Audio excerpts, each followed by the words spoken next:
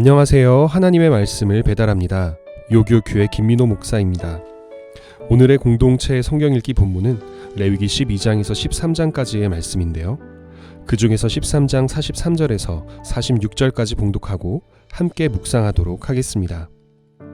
제사장은 그를 진찰할지니 그 대머리에나 이마 대머리에 돋은 색점이 희고 불그스름하여 피부에 발생한 나병과 같으면 이는 나병 환자라 부정하니 제사장이 그를 확실히 부정하다고 할 것은 그 환부가 그 머리에 있음이니라.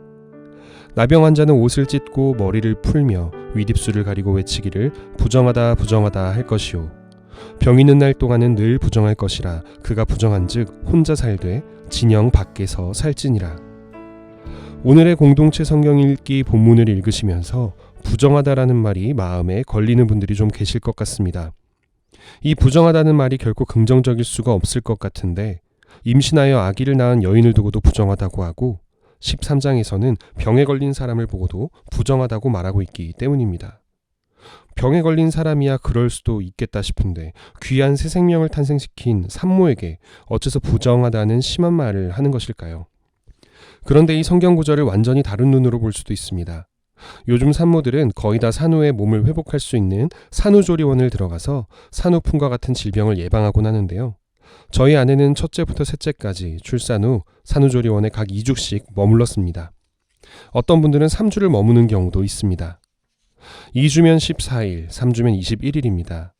이 기간 동안 산후조리원에 가면 그곳에서 외부의 사람들과는 차단되어 질병 감염으로부터 안전한 생활을 하고 청결하게 준비된 방에서 여러 프로그램들을 통해 몸을 회복시킵니다. 몸이 다시 예전처럼 돌아오는 데 도움이 되는 좋은 음식을 제공받습니다. 무엇보다도 설거지부터 빨래와 청소에 이르기까지 어떤 집안일도 하지 않고 쉴 수 있습니다. 12장을 보면 여자가 아들을 낳으면 33일, 딸을 낳으면 66일을 집에서 지내야 하는데 이 기간에는 성소에도 들어가지 못하고 월경, 즉 생리를 할 때같이 부정하기 때문에 집에서 나올 수도 없습니다. 빨래는 물론이고 음식을 하기 위해 부엌으로 이동할 수도 없습니다. 부정한 기간 동안 토기와 같은 조리도구를 만지면 그 도구도 부정해지기 때문입니다. 요즘 사람들이 14일이나 21일 동안 산후조리원에서 지내는 것과 비교했을 때 33일이나 66일 동안이나 집에서 지내며 다른 이들의 돌봄을 받아야 한다는 것은 상대적으로 긴 기간 동안 산모가 집에서 보호받아야 했음을 알 수 있습니다. 물론 그렇게 갇혀 지내는 동안 매우 답답했을 것입니다. 하지만 오늘날보다 훨씬 높은 유아 사망률과 산모들의 질병 감염률을 가졌던 고대 사회에서 이런 율례들은 결과적으로 산모와 아기의 생존에 도움이 되었을 것입니다. 오늘의 본문 13장도 마찬가지입니다. 한 장 전체가 나병, 즉 피부병 환자를 어떻게 대해야 되는지 자세하게 적고 있습니다. 저는 이 본문을 읽을 때마다 한 사람의 권익과 공동체의 유익 사이에 어느 하나도 포기하지 못하시는 하나님의 마음을 느끼게 되는데요.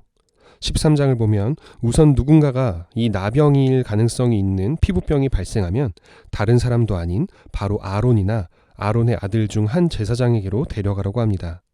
한 공동체의 종교 지도자가 자신도 감염될 가능성을 감수하고라도 아픈 사람을 직접 진찰해야 한다는 말입니다. 그리고는 이어지는 수십 계절에서 여러 가지 방법으로 이 사람의 환부와 병세를 확인하는 단계를 밟습니다. 혹시라도 실수로 감염성 질병이 아닌데도 격리되는 일이 없게 하기 위해서입니다. 또한 스스로 나올 수 있는데도 공동체에서 외면당하는 일이 없게 하기 위해서입니다. 오늘의 본문 45, 46절을 보면 반대로 나병 환자라는 확진을 받은 자는 그 옷을 찢고 머리를 풀고 윗입술을 가리고 부정하다 부정하다라고 외치며 진영 밖, 즉 마을이나 성 밖에 사람들이 없는 곳에 가서 병 있는 동안 혼자 살아야 합니다. 옷을 찢고 머리를 푸는 것은 그의 상태가 일반적이지 않음을 직관적으로 알게 해줍니다. 본래 이스라엘뿐 아니라 중동 여러 민족들은 옷을 찢고 머리를 푸는 것으로 자신에게 나쁜 일이 생겼음을 사람들에게 알리고 다녔습니다. 또한 윗입술을 가리고 외치는 것은 자신의 타액으로 인한 감염을 막게 되는 행위이고 부정하다 부정하다라고 외치는 것은 다른 이들이 가까이 와서 감염되는 것을 막기 위함입니다. 나을 때까지 격리되어 사는 건 역시 다른 이들을 감염시키지 않기 위함입니다. 하나님께서는 병에 걸린 한 사람을 너무나도 아끼시기에 그를 한 공동체의 지도자가 직접 돌아보게 하시며 여러 가지 방법으로 그 질병을 확인 또는 치유할 기회를 주게 하시지만 동시에 그 사람으로 인해 하나님의 백성 전체가 다 병들지는 않게 하시기를 원하십니다. 오늘날에는 의학의 발달과 백신의 발달로 이와 같은 피부병이 한 신앙 공동체 또는 국가를 병들게 할 만한 일이 얼마 전 우리가 겪었던 코로나 바이러스 정도를 제외하고는 잘 없습니다. 하지만 한 사람과 한 공동체를 균형 있게 사랑하시는 하나님의 마음은 육체적 질병이 아닌 마음의 병에도 비슷하게 적용될 수 있습니다. 저는 오래전 사역하던 교회에서 청소년부 사역을 하며 유달리 기가 세 보이는 한 중학생을 가르쳤던 적이 있습니다. 이 학생은 매우 성격이 활달하고 주도적이면서 동시에 다른 학생들에게 막말을 하고 트러블을 만들기도 했었습니다. 선생님들의 말은커녕 담당 전도사인 제 말도 듣지 않는 약간 문제를 가진 학생이었는데요. 그래서 선생님들 사이에서는 삐뚤어질 테다라고 불리곤 했습니다. 극심한 사춘기를 겪고 있었던 것이죠. 하루는 이 학생이 부모님과 경제적인 이유로 함께 살지 못하며 기숙형 보육시설에서 지내는 다른 친구에게 부모님과 관련한 좋지 않은 발언을 하여 둘 사이에 심한 싸움이 벌어진 적이 있었습니다. 평소에도 다른 친구들과 자주 부딪혔던 이 학생은 주변의 많은 학생들로부터 질책을 받았고 결국 스스로 부모님과 함께 청소년부가 아닌 장년부 예배를 몇 달 드리겠노라 하며 한동안 청소년부를 떠났었습니다. 그러나 저는 이 문제 학생을 지속적으로 신방하며 대체 이 학생이 왜 이렇게 트러블을 만드는지 알게 되었는데요.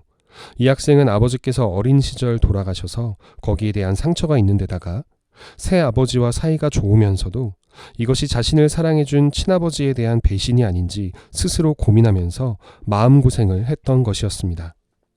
그래서 자신의 상처를 겉으로 드러내지 않기 위해 과감한 말투나 소위 세 보이는 실제로는 무례한 행동들을 친구들 앞에서 자주 했고 부모님과 떨어져 지내던 그 친구에게도 부모님과 관련된 안 좋은 얘기를 내뱉었던 것이었습니다.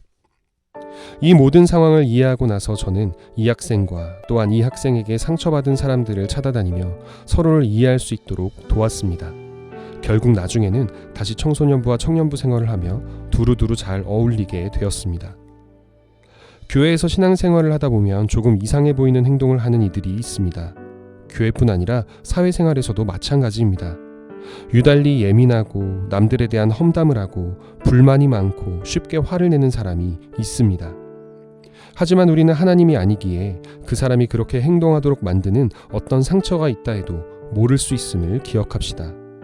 함께하기 불편한 사람이 있을 때 피부병 환자를 끝까지 포기하지 않으시고 제사장들로 하여금 직접 진찰하게 하셨던 하나님의 마음으로 그들의 마음에 있는 상처를 진단하고 치유해 주기를 노력하기 바랍니다. 진정으로 하나님의 마음으로 그렇게 한 명 한 명을 대한다면 우리는 왕 같은 제사장으로서 우리 공동체의 한 사람을 살리고 공동체도 함께 살리는 하나님의 역사하심을 이 땅에 이루는 사람이 될 수 있습니다. 아멘. 오늘의 말씀을 이렇게 우리 삶에 적용하기를 원합니다. 공동체에 해가 되는 것 같은 행동과 말을 하는 사람이 주변에 있습니까? 그럴수록 그 사람을 향한 하나님의 사랑을 떠올리며 중보기도 하고 친절한 태도로 대해 줍시다.